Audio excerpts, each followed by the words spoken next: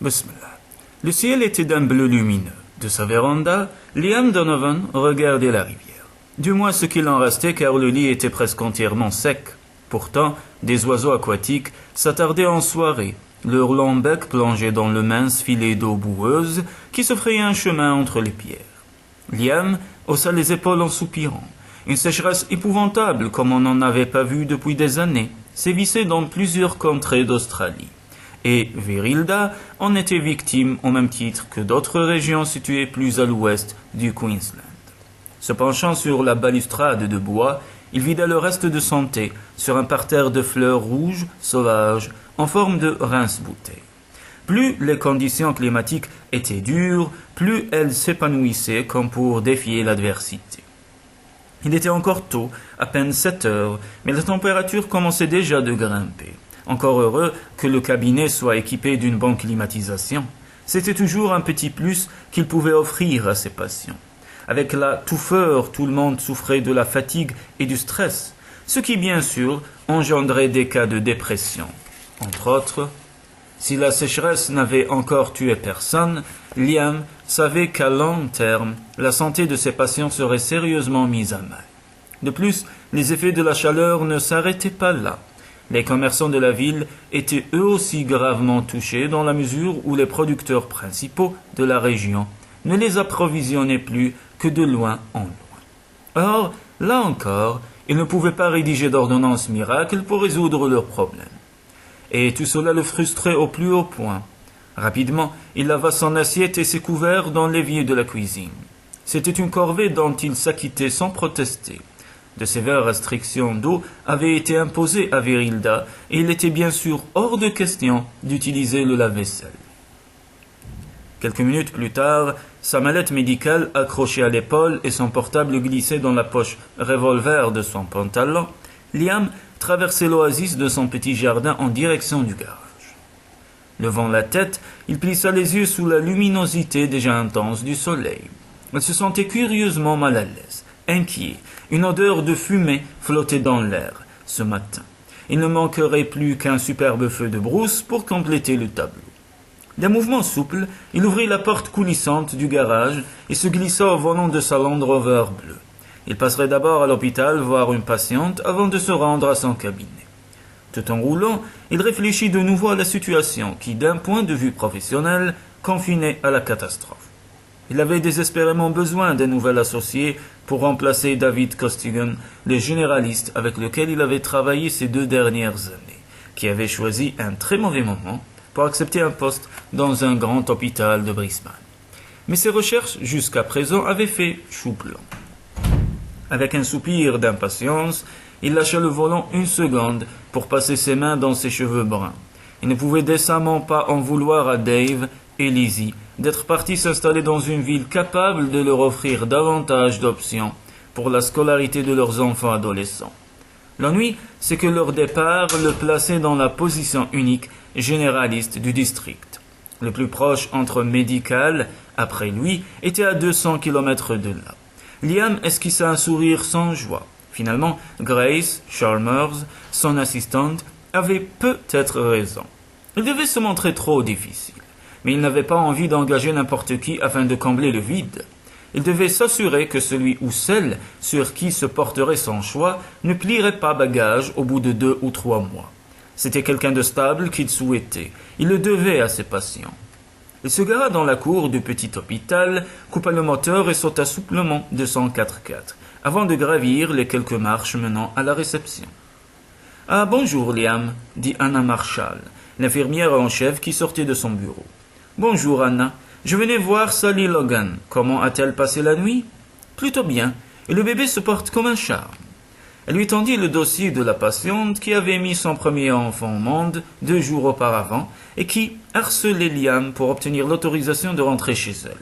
Le problème, c'est qu'elle habitait à 70 km de là, et que si un problème survenait, elle n'aurait personne à part son mari pour l'aider une fois sur place. Rapidement, Liam survola la feuille de température de la jeune femme. « Je vais la voir tout de suite, » dit-il en lui redonnant la chemise cartonnée. « Elle a déjeuné ?»« Pas encore, mais ça ne va pas tarder. Vous avez quelques minutes devant vous. Aurez-vous besoin de moi ?» Non merci, Anna. Ne vous inquiétez pas pour moi, je connais le chemin, ironisa-t-il avec un sourire avant de remonter le couloir jusqu'à la chambre 12. De son index replié, il donna 2 coups brefs sur la porte, puis passa la tête par l'entrebâillement. « Vous êtes décente, Sally ?»« Oh, docteur Sullivan, entrez !» La jeune maman était assise dans son lit en train d'allaiter son bébé. « On dirait que vous avez fait ça toute votre vie, plaisanta-t-il. » Sally se mit à rire. « C'est à elle qu'il faut dire ça. Elle n'a pas eu besoin de mode d'emploi, je peux vous assurer. » Liam tira une chaise pour s'asseoir à son chevet, puis il la considéra quelques secondes en silence. « Vous savez, Sally, même si tout se passe bien pour vous et la petite, je serais plus tranquille si vous restiez 4 ou 5 jours de plus avec nous. » Sally grimaça. « Il faut vraiment que je retourne à Bira Bira, Liam, ne serait-ce que pour préparer les repas de Ben. Il travaille non-stop de l'aube à la tombée de la nuit pour ramasser les buissons afin que le bétail puisse manger. » Liam eut de la peine pour le jeune couple. Leur vie était entièrement vouée à la terre qu'ils tentaient d'exploiter. Et il était évident qu'ils n'avaient même pas de quoi acheter de la paille pour nourrir leurs bêtes. Je me demandais, pensivement il se frotta le menton. « Vous vous demandiez quoi ?» s'enquit Sally en posant sur lui son regard bleu comme le ciel. « Si nous pouvions couper la poire en 2. Vous restez 48 heures de plus avec nous, ce qui permettrait à Anna de vous enseigner tout ce que vous avez besoin de savoir pour la petite. Et en plus, j'aimerais que vous voyiez la physiothérapeute avant de nous quitter. » Une légère rougeur se répandit sur les joues de la jeune femme. « C'est gentil à vous de le suggérer, Liam, mais nous n'avons pas les moyens de... » « C'est inclus dans le service pour les mères d'un premier bébé, mentit-il avec naturel. Vous vous rendez compte que les exercices sont très efficaces, et vous pourriez les continuer chez vous. » Sally eut une moue résignée. « Bon, si vous pensez vraiment que... » Tendrement, elle pressa le bébé reçu sur son épaule et embrassa ses cheveux sombres. « Je peux ?» demanda gentiment Liam en tendant les bras. « Ben, et vous avez choisi un nom pour cette demoiselle ?» Le nourrisson, dans ses mains, paraissait minuscule avec douceur. Il le coucha dans son berceau. « Ce sera Amy, » dit Sally en enserrant ses genoux relevés de ses bras. « Ça veut dire aimé, et je crois qu'on ne pourra pas trouver de nom plus approprié. » Liam sentit sa gorge se serrer, ému par la perfection de ce petit être déjà prêt à s'endormir. S'il pouvait un jour avoir la chance, lui aussi, de... Une étrange sensation se manifesta dans sa poitrine, quand du bout du doigt, il effleura la joue ronde d'Amy. « Allons bon, que lui arrivait-il tout à coup ?» Se ressaisissant, il se détourna du berceau et saisit la chaise pour la replacer contre le mur. « Donc, Madame Logan, sommes-nous d'accord ?» dit-il appuyé au cadre du lit. Sally esquissa un sourire amusé. « Je suppose, je me rends bien compte que je ne serai pas d'un grand secours à Ben, si je ne suis pas capable de tenir debout. » « Je ne vous le fais pas dire. Ah, je crois que c'est l'heure de votre petit déjeuner, car j'entends le chariot. Je me sauve. » Sur le point de franchir la porte, il s'arrêta. « Pas de bêtises, hein? N'allez pas passer la journée à courir les magasins. » Sally pouffa, comme si j'en étais capable. Anna raccrochait le téléphone quand Liam entra dans son bureau. Devant son expression soucieuse, il fronça les sourcils. « Un problème qui me concerne ?» L'infirmière haussa les épaules. « C'était ma sœur, Josie. Apparemment, Angus et elle vont devoir déménager. » « Et quitter Bilbadons ? Mais c'est toute leur vie. » »« Oui, mais ce n'est plus assez rentable. D'après Josie, Angus a déjà vendu les bêtes, si bien qu'elles seront en moins nourries, et le reste ne tardera pas à suivre. Encore qu'ils n'en tireront sûrement pas grand-chose avec toutes les offres qui déferlent sur le marché. » Liam secoua la tête. Angus Sinclair était un des éleveurs les plus prospères du district. Si lui ne tenait pas le coup, quelle chance avaient les autres de résister à ce désastre économique? Ils reviendront de toute façon, non? Avança-t-il. Quand nous aurons de la pluie, si nous en avons un jour, répondit Anna désabusée. En attendant, ils devront chercher du travail ailleurs. La pension de leurs gosses leur coûte une fortune. Seigneur, songea Liam, quand verrait-il la fin de ce cauchemar? Je suis désolé, Anna, si je peux aider. Du revers de la main, Anna essuyait les larmes qui étaient soudain montées à ses yeux. Oh, Liam, vous portez déjà tout le district sur les épaules. Il ébaucha un léger sourire ironique. C'est une chance qu'elle soit large, n'est-ce pas? Avec un hoquet mi-rire, mi-sanglot, Anna s'efforça de se recomposer une attitude. Navré de vous avoir imposé mes ennuis familiaux. Avez-vous des instructions pour Sally? Ah oui, dit-il en sortant un stylo de la poche de sa veste. Pourriez-vous demander à Lynn Pulson de consacrer quelques séances de physio postpartum à Sally?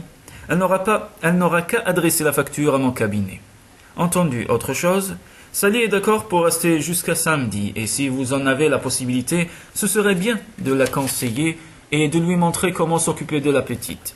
Elle n'aura pas le temps de chômer quand elle rentrera chez elle. D'une manière ou d'une autre, il devait se faire violence, et penser positivement. Pas facile. Pourtant, où ses yeux se posaient, le paysage était desséché, brunâtre. L'hiver avait été dur et lent, et sans pluie de printemps, les pâtures n'avaient pas pu se régénérer. Il poussa un nouveau soupir, inutile de se leurrer. Il aurait beau se démener, il ne pourrait pas faire plus qu'il ne faisait déjà.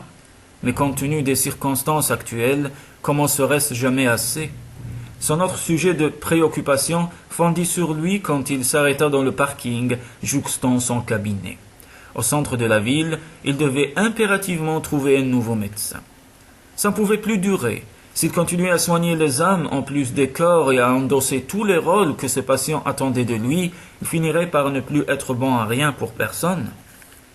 Il ne ralentit même pas pour marmonner un bonjour à Grace alors qu'il passait devant elle pour gagner son cabinet de consultation.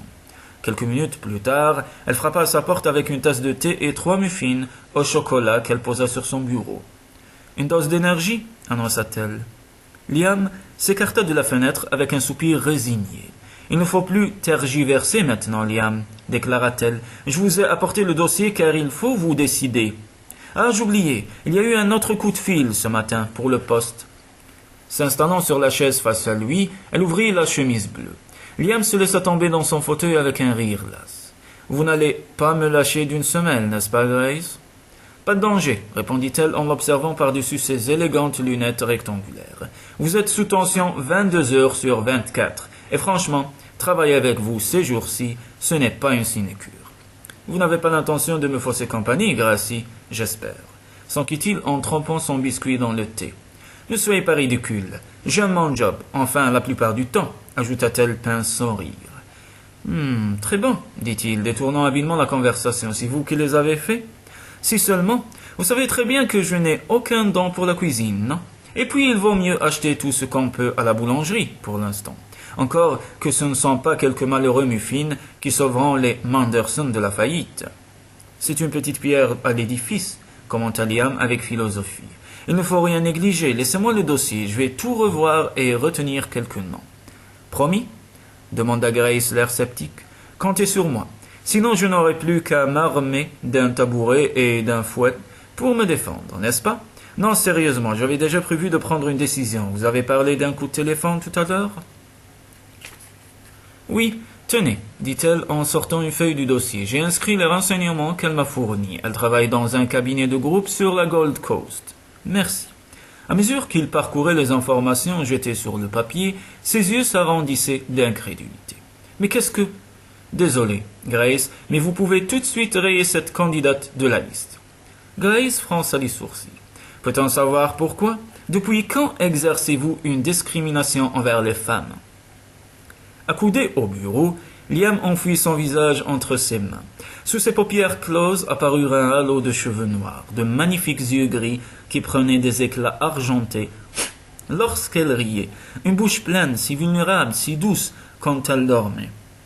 Liam, que se passe-t-il? S'enquit Grace avec sollicitude. Vous connaissez cette personne? Ça, vous pouvez le dire, c'est mon ex-femme. Ah! Grace attendit quelques secondes, puis elle sortit sur la pointe des pieds, fermant sans bruit la porte derrière elle. Conscient du rythme accéléré de son cœur, Liam passa une main dans les cheveux. Après tout ce temps, il y avait en effet presque 6 ans qu'ils s'étaient séparés. Les souvenirs comme un manège commencèrent de tourner lentement dans sa tête. Pourquoi maintenant? Pourquoi? Il n'y avait qu'un moyen de le savoir. Résolument, il décrocha le téléphone et, s'efforçant de mettre son cerveau au point mort, il composa le numéro qu'elle avait donné. Centre médical de Southport. Puis-je vous aider? Oui, je voudrais parler au docteur Nicolas Donovan, s'il vous plaît. Il y eut une brève hésitation au bout du fil. Donovan? Nous avons un docteur Nicolas Barrett ici, mais... Liam accusa le coup. Il n'avait pas imaginé une seconde qu'elle aurait repris son nom de jeune fille. Ce qui le surprit le plus, cependant, fut sa propre réaction. Il se sentait blessé. C'était stupide. Il n'y avait aucune justification à cela. « Oui, excusez-moi, c'est bien le docteur Barrett. Est-elle là ?»« Elle vient d'arriver, je vous la passe ?» Liam inspira profondément, en proie à une tourmente d'émotions qui gonflait comme un ballon dans sa poitrine. « Nicolas Barrett ? Nicky, à quoi joues-tu, bon sang ? Liam, je n'aurais jamais pensé que tu appellerais. » Son rire le fit frémir. « Eh bien si, tu vois, alors que se passe-t-il ? Je veux travailler dans ton cabinet. » Liam se raidit dans son fauteuil. « C'est une idée ridicule. Et pour quelle raison d'abord ? Peut-être par altruisme ? Dans ce cas, fais une donation à la Croix-Rouge. » L'un n'empêche pas l'autre, répondit-elle, visiblement imperméable à son sarcasme. « Liam, je constate tous les soirs aux infos les conséquences désastreuses de la sécheresse. De toute évidence, il te faut en urgence un nouvel associé, sinon tu n'aurais pas passé d'annonce. Donne-moi le job, je t'en prie. » Liam ferma les yeux en se massant le front. Sa résolution fondait déjà aussi sûrement qu'un esquimau sur le gris d'un barbecue. Le seul son de sa voix suffisait à le liquéfier. « Ce ne sera pas une partie de plaisir, tu sais, les restrictions d'eau à elles seules. Oh, flûte, on n'a même pas droit à un petit bain moussant, ironisa-t-elle. Une douche de 2 minutes maximum par jour, pas plus. Seul le silence lui répondit. Ça te refroidit, n'est-ce pas ? Dit-il avec un rien d'amertume dans la voix. Pas le moins du monde. Ça confirme juste l'idée que je me faisais déjà de la situation. Tu en aurais assez au bout de 3 jours. Ne commence pas à préjuger de mes capacités, Liam, rétorqua-t-elle sèchement. Ça ne marchera jamais. Et pourquoi pas, à moins que tu aies avec quelqu'un en ce moment. Il pinça les lèvres. Non, et toi? Non plus. Au moins, question disponibilité, ça facilite les choses, non? Nicky, si ce sont des retrouvailles passionnées que tu as en tête, tu fais fausse route. Si tu viens ici, c'est pour travailler. À propos, tu as bien un poste actuellement, non? Je suis simplement suppléante ici, et mon contrat se termine cette semaine. Devant ces réticences évidentes, elle ajouta avec conviction. Aurais-tu oublié l'excellente équipe que nous formons tous les deux?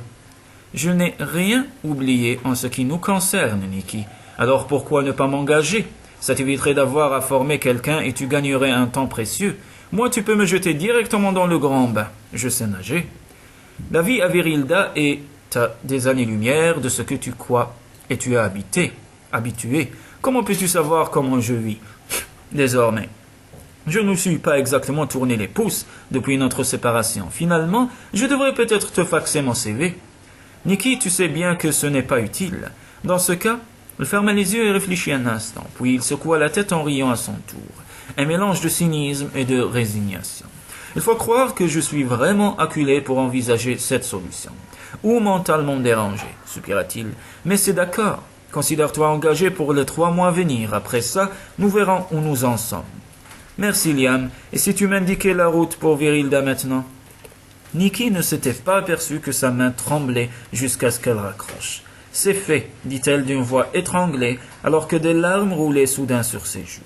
Simple réaction nerveuse, diagnostiqua-t-elle en entrant dans le cabinet de toilette pour se rafraîchir le visage. Elle n'avait pas été préparée à la lassitude, au stress de Liam.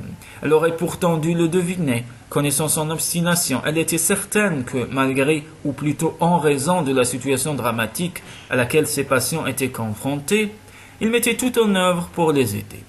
Mais pourquoi s'inquiétait-elle autant pour lui? Pour un peu, elle se soupçonnerait de l'aimer encore, il ne manquerait plus que ça.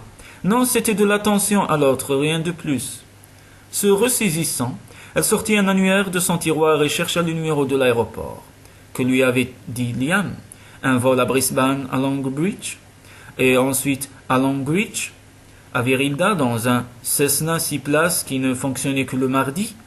Ne le rate pas, lui avait-il recommandé, je t'attendrai à l'aérodrome. Déterminée, elle décrocha de nouveau le téléphone. Elle avait du pain sur la planche, des réservations à faire, un nouveau job à envisager, et un ex-mari à apprivoiser.